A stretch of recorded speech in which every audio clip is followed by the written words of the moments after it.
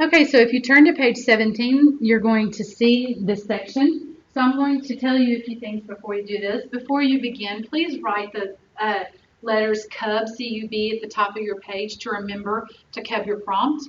And then I'm also going to say this, that it is your responsibility as you sit down to take any test, regardless of when it is or where it is, to make sure you are taking the correct test.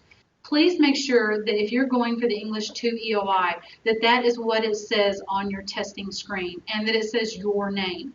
Please do not sit through an entire test if it does not say English II, if that's the test you are there for. So please be responsible and check that for yourself, because not everybody's perfect, and we want to make sure that you're taking the correct test and not wasting your time.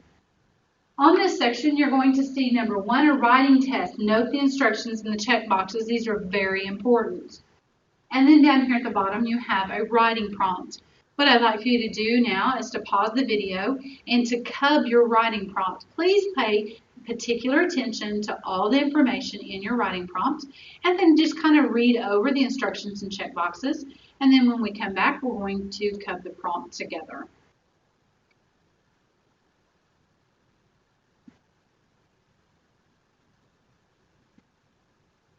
Is this what your CUB prompt looks like? Did you circle the word right? Did you make a question mark over the word right? What did they want you to write? I underlined a situation or event that did not turn out the way you expected. I also feel like the word be sure might be a little bit bossy, so I went ahead and circled it. Then I bracketed. I bracketed the word situation or event because I know they're wanting me to write about one situation or event, not several, one. And then I also bracketed the words changed because I'm thinking of things that I need to change. That's going to be the focus of each of my body of paragraphs. And then I wanted to be sure to include an introduction, a body, and a conclusion in my writing. Did you stop there? Is that the only thing you saw in your prompt? How about that first sentence? This is very important.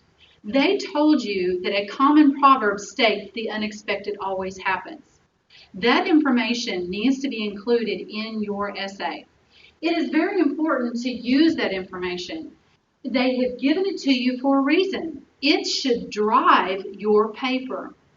So then I built a skeleton for my graphic organizer and my web cluster. I moved this information down here so I could fill it in. First of all, I know I'm going to be focusing on a situation or an event. I might even write that proverb in this circle, the unexpected always happens. Then I know that if I could have foreseen what was going to happen, I was going to change something. So I have my 3 points I'm going to change. Change A, change B, and change C, or 1, 2, and 3. More than just changing them, I'm going to outline what the outcome would be if I had have effected that change. Now I can make sure that I have my introduction, what the situation or event was, and how this proverb relates, and then I'd have a body. Here's paragraph 2, paragraph 3, and paragraph 4. And then my conclusion is going to be a restatement of my introduction, and I'm going to include this proverb again, and then I'm going to summarize my 3 changes and outcomes, and maybe just give a final statement of what I would have expected would have happened if I had effected all of these changes. So I have everything that my prompt is asking me for. Make sure you use all of the information that the prompt has given to you.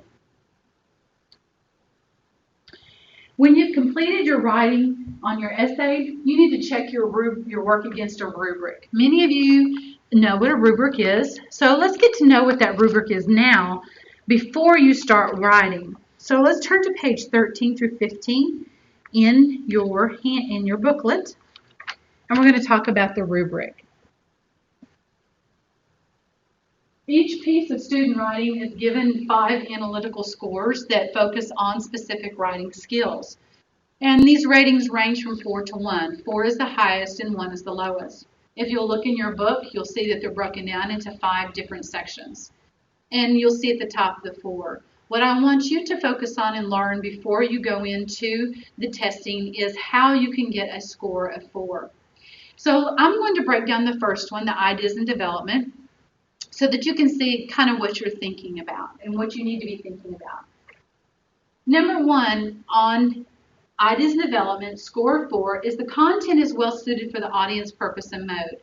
If you cubbed your prompt and did your pre-writing strategy, you should have a 4 score on this one. Is the main idea or thesis clear? Again, if you cubbed your prompt and did your pre-writing strategy, you should get a 4 score on that one. Ideas are fully developed and elaborated using details, examples, reasons, or evidence. Again, did you do your pre-writing strategy? The writer expresses an insightful perspective toward the topic. If you use your pre-writing strategy and cubbed your prompt, there should be no problems getting a score of 4 under ideas and development. I would like for you to circle each heading here, ideas and development, and circle the number 4. And you have 5 sections here from pages 13 through 15 to go through. Ideas and development, organization, unity, and coherence, word choice, sentences and paragraphs, and grammar usage and mechanics. Please pause the video and go through and circle those headings, circle the number 4, and read what is required of you in order to get a score of 4 right now. If you'll please pause your video now.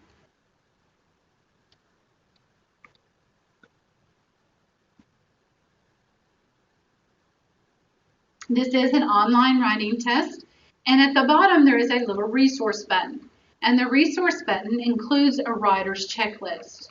Whenever you're doing a writing for a writing task in this booklet, they have a writer's checklist or a writing task list for you to use, and I highly suggest as you go through the samples that you use those. But if you pause the video and look at a writer's checklist now, you will be able to see that if you do the things listed on the checklist, there's one on page 21 in your handout, that most of these are covered in doing your cubbing your prompts and your pre-writing strategy. Some things are you going back and using your rubric and making sure that like your sentences are capitalized and other appropriate words are written correctly and that everything's written out just right. If you need a bathroom break, go ahead and pause the video and take it now. Let's cover section 2, the reading portion. They're going to give you a passage to read and then several multiple choice questions that will test your comprehension of the passage. The questions may also test your knowledge of genres, literary elements, figurative languages, and different types of literary works. These are the standards. You're going to have the following tools available for you to use on the screen during your online portion of the test. There's a contrast button, and you can flip from white letter font to black font. And then there's a button here that changes the color of the screen. I don't know that that button's going to be available during actual testing, but it's there now. So I highly suggest you go online with the link that we're giving you to the Measured Progress website and play with these to your heart's content now before you sit down for the test. The third button is your highlighter or your pencil. There's a yellow highlighter, there's a black pencil, red pencil, and a blue pencil, and you can use those to cub your prompts on the writing prompt. There's the calculator button, and then this is a neat little button. When you hit that button, it's going to bring up a blank sheet of paper that you can move and cover your writing or cover your answers. That way, if you're more comfortable with keeping your answers covered, and depending on who's sitting around you, then you can cover up your answers. The last one is the resources button. This button will have your writer's checklist on it. Let's look at the breakdown just for the reading and literature portion of the EOI test again. The comprehension is 24 to 30% of your test. Literature is 24 to 30%. And vocabulary is 9 to 12% of your test. So we're going to focus on these 3 portions right now. The comprehension portion is about literal understanding, inferences and interpretation, summary and generalization, and analysis and evaluation. If you turn to page 5 of your booklet, you will see that these are broken down. Let me basically say this about comprehension at this point. Comprehension in the booklet is the standards that's covered under Standard 2, and it starts with 2.1 and it continues on page 6 to 2.4. Comprehension can be increased for your student if they read every day. We talked about this earlier. They need to be reading a book every day. If they start reading a book at home for 10 minutes and then they keep their online books, digital online books with them, their iPhone, their iPad, they pull it out and they read a little piece of it when they're standing in line, they're at a stoplight, they're riding in a car. It will increase their comprehension because every time they set that book down and pick it back up, they are forcing themselves to do a recall of the plot, the settings, the characters. This will really help them to build that storyline up better in their minds. It will also increase their comprehension of the storyline and how things work in the story. So I highly suggest again that your students utilize every minute of their time they have between now and testing in reading. It is very, very important to help increase exponentially their comprehension scores by reading things that they find interesting outside of their curriculum today. If you need help in choosing a line of books for your student to read, you can talk to your local library or your teacher, or you can call one of our reading specialists here at the school. The literature portion is the standard that we'll be covering. If you'll turn to page 6 for literature, this is standard 3. The first one we're going to look at is standard 3.1. If you'll look at 3.1 on literary genres, I'm going to summarize these standards. We're not going to go through them line by line. But 3.1 tells us that the literature portion of the test could include passages such as satire, sonnets, portions of an epic or a myth. Typically what I see a lot on the test is poetry or pieces of a novel or pieces of a play. Literary elements is standard 3.2, and it includes things about questions about plot, conflict, character, setting, and why did the author use these things like foreshadowing? Why did they do that? It will also talk about literary devices like imagery, irony, tone, allegory, and symbolism. Figurative languages and sound devices is standard 3.3. It includes analogies, hyperboles, similes, onomatopoeias. It also talks about sound devices like rhythms and rhymes. And literary works is standard 3.4, and it includes talking about cultures and the time periods, the context in which they were written. And it will help the student to broaden their horizons there on evaluating literature from different cultures. Let's talk a little bit about the vocabulary portion. The vocabulary portion, the standards, is on page 5, and vocabulary is standard 1. And this is basically, they're going to ask you, how did this word fit in this sentence? Why did the author use this particular word? It might ask you meanings of roots and prefixes and suffixes, and how to look up words perhaps in a glossary or dictionary or thesaurus. Remember, vocabulary is the smallest portion of the test next to research. Okay, let's look at some sample selections for section 2. Let's do some actual work here. Let's turn to page 22 in the PSTG, and you should see a passage entitled A Birthday Challenge.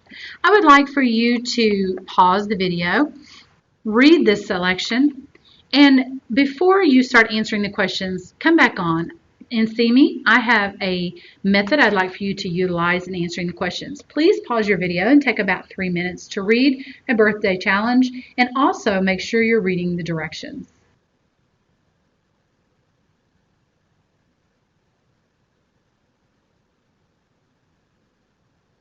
Okay, so now let's look at section 2 on the questions. Before you answer these questions, I'd like to talk to you about a method I would like for you to use to answer the questions. You may be one of those students who knows the answer right off. I would still like for you to stop and use this method.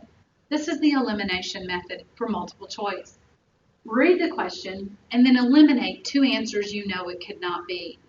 On the online test, there's a little eyeball next to the question on to the left side. If you click the eyeball, it will completely erase that answer. So you don't have to worry about reading that answer again. That's a very nice feature of our new testing vendor.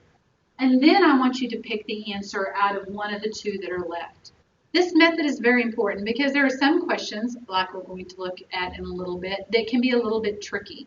So please use the elimination method. I would like for you to pause the video right now and answer these two sample questions and use the elimination method for sure.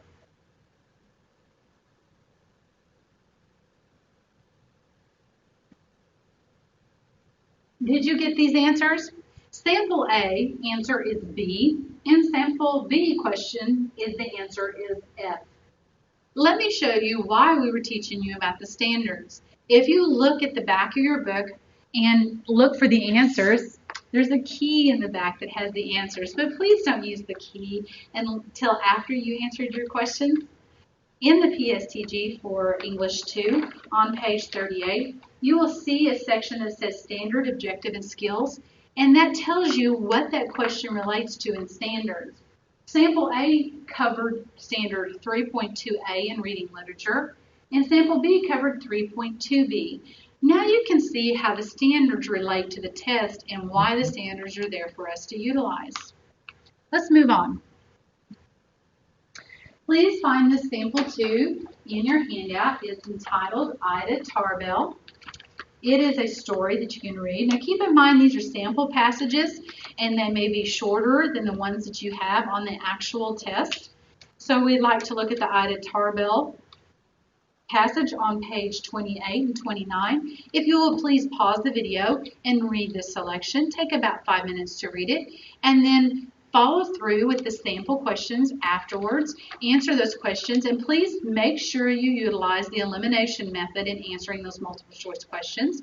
Come back on here and we'll discuss the answers to those questions next.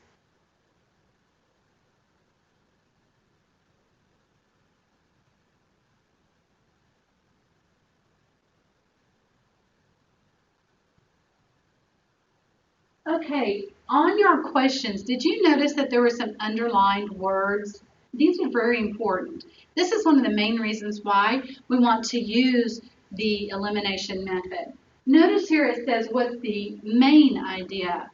What is most likely? What is most helpful?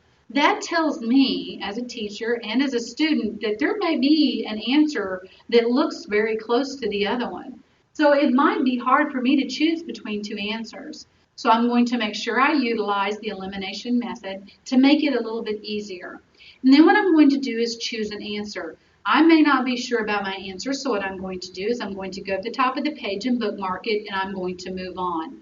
I'm not going to sit at the testing site and sit and stare at a question for a long period of time. I'm going to spend a minute or two on each question. I'm going to do my best to answer it. If I don't think it's the correct answer, I'm going to bookmark it and I'm going to move on. At the end of the test, I can come back and I can review my answer that I've chosen, and if I like it, I'll remove the bookmark. Please do not spend more than 2 or 3 minutes on any question. Most likely you're going to talk yourself out of the right answer. Choose the best possible answer and move on to the next one. Did you get these answers? Question number 6 was J. Question number 7 was A. Question number 8 was J. Question number 9 was A. And question number 10 is H. And you can see the corresponding standards that were listed for English II. All right, now we're going to take a quick break and we're going to do section 2, and you're going to have web addresses that you can open on your screen. Again, remember to maybe do 2 screens so that you can follow along as I'm doing them.